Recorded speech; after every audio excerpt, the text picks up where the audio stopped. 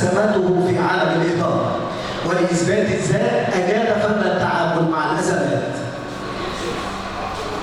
فكلما هبت رياح الأزمات تجد وليد العطار قادرا دائما على الوقوف صامدا في حل كل المشاكل وإنهاء كل المشاغبات.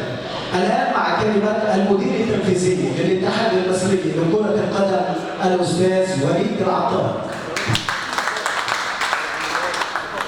طبعا أشكرك على المقدمة دي، ويمكن ارتباط الاسم بالأزمات ده بيبقى نتيجة دايما شغلانة المدير التنفيذي والإداري يبقى عارف، يبقى دايما مرتبط بالشغل وبالمطبخ الكورة يعني.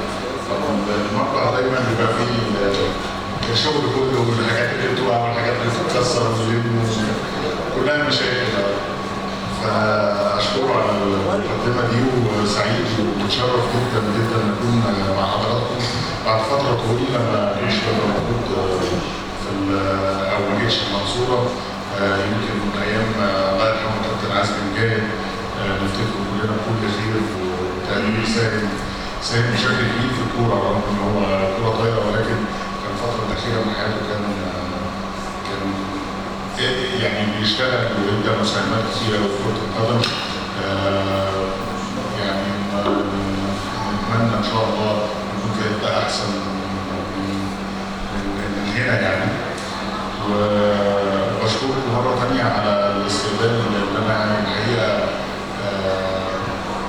مخطوط منه، يعني على الرغم من الازمات اللي دايما بتبقى معايا، ولكن وجودي في وسط حضراتكم واستقبالكم ده يعني بشكركم جدا، واتمنى كل سنه ابقى موجود. وكابتن طارق بعد اذنك ما تنسانيش بعد كده.